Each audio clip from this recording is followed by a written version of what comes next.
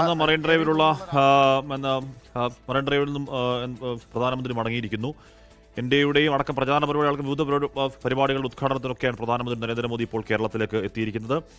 ആദ്യ പരിപാടി ധീവരസഭയുടെ പരിപാടിയായിരുന്നു. ധീവരസഭയുടെ പരിപാടിയിൽ പങ്കെടുത്തതൊക്കെ പ്രേക്ഷകർ കണ്ടു. അദ്ദേഹം സംസാരിക്കുന്നത് കേട്ടു. കേരളം എന്നാക്കിയത് NDA സർക്കാരാണ് എന്നടക്കമുള്ള കാര്യങ്ങൾ പറഞ്ഞു. അതേസമയം തന്നെ മത്സ്യത്തൊഴിലാളികൾക്കായി ചെയ്തത് കേന്ദ്ര സർക്കാരാണെന്നൊരു അവകാശവാദം അദ്ദേഹം നടത്തി.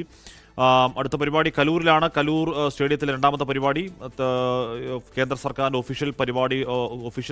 ഔദ്യോഗിക പരിപാടിയിൽ പങ്കെടുത്ത പ്രധാനമന്ത്രി 10,000 കോടിയുടെ വികസന പദ്ധതി ഉദ്ഘാടനം അവിടെ നിർവഹിക്കും എന്നാണ് ഇപ്പോൾ അറിയാൻ കഴിയുന്നത്.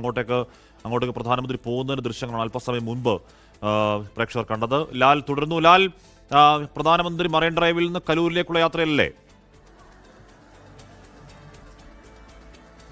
അതെ, തീർച്ചയായിട്ടും. പ്രധാനമന്ത്രി അല്പസമയങ്ങൾക്ക് മുമ്പ് തന്നെ കലൂരിലേക്കുള്ള യാത്ര പുറപ്പെട്ടു കഴിഞ്ഞു. മറൈൻ ഡ്രൈവിൽ നിന്നുള്ള യാത്ര ആരംഭിച്ചു കഴിഞ്ഞിരുന്നു. ഏതാനും നിമിഷങ്ങൾക്കുള്ളിൽ തന്നെ അദ്ദേഹം അവിടെ എത്തുകയും ചെയ്യും.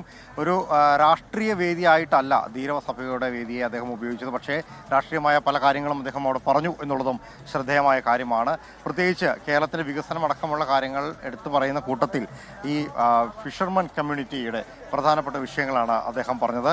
പല ഘട്ടങ്ങളിലും സംസ്ഥാന സർക്കാരുകൾ അവഗണിക്കുമ്പോൾ അവർക്ക് വേണ്ടി കേന്ദ്ര സർക്കാർ മാത്രമാണ് ഉണ്ടായിരുന്നു എന്നുള്ളത് മാത്രമല്ല, കേന്ദ്ര സർക്കാരിൻ്റെ വിവിധ പ്രോജക്റ്റുകളാണ് മത്സ്യത്തൊഴിലാളികളുടെ ജീവിതത്തിന് പുതിയ നാന്ദി കുറിച്ചത് എന്ന കാര്യം കൂടി അദ്ദേഹം എടുത്തു പറയുന്നുണ്ടായിരുന്നു. അവരുടെ ജീവിതം സുഗമമാക്കുന്നതിന് വേണ്ടി ഇടപെട്ടു.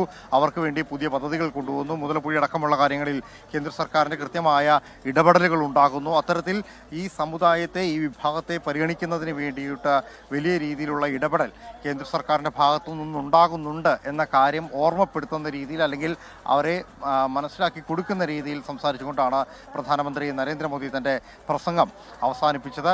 ഏകദേശം 20 മിനിറ്റിലേറെ മാത്രം നീണ്ടുനിന്ന ഒരു പ്രസംഗമായിരുന്നു അദ്ദേഹത്തിൻ്റെത്. ആ പ്രസംഗത്തിൽ രാഷ്ട്രീയമായി, സാമൂഹികമായി നിന്ന പല കാര്യങ്ങളെക്കുറിച്ചും പ്രതിപാദിച്ചുകൊണ്ടാണ് അദ്ദേഹം പോയത് എന്നുള്ളതും എടുത്തു പറയേണ്ട കാര്യം തന്നെയാണ്.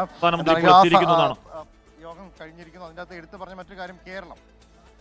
എന്തായാലും മറൈൻ ഡ്രൈവിലെ പരിപാടി പൂർത്തിയാക്കി കലൂരിലേക്ക് എത്തിയിരിക്കുന്നു പ്രധാനമന്ത്രി നരേന്ദ്രമോദി എന്നുള്ളതാണ് അറിയാൻ കഴിയുന്നത്. അല്പസമയത്തിന് കൃത്യം 1:30 തന്നെ കലൂർ ജവഹർലാൽ നെഹ്റു സ്റ്റേഡിയത്തിൽ, അന്താരാഷ്ട്ര സ്റ്റേഡിയത്തിൽ നടക്കുന്ന പരിപാടി നടക്കാൻ പോകുന്നു. അങ്ങോട്ടേക്ക് BJP പ്രവർത്തകരായിരിക്കണം കൂടുതലും. BJP പ്രവർത്തകർ അങ്ങോട്ടേക്ക് ഒഴുകിയെത്തുകയാണ്. BJP BDJS പ്രവർത്തകരൊക്കെ അങ്ങോട്ടേക്ക് നേരത്തെ മുതൽ ഒഴുകിയെത്തുന്നുണ്ട്.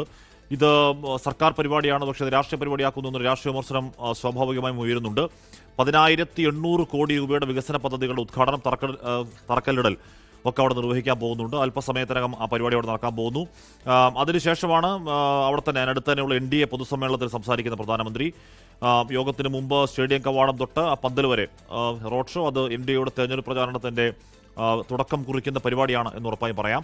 ലോകത്തെവിടെയായാലും ഏത് സമയത്തും 24 വാർത്തകളും ഓഗ്മെന്റഡ് റിയാലിറ്റി പാക്കേജുകളും എക്സ്പ്ലെയിനറുകളും വിശദമായി കാണാൻ ഞങ്ങളുടെ YouTube ചാനൽ നിങ്ങൾക്ക് സബ്സ്ക്രൈബ് ചെയ്യാം.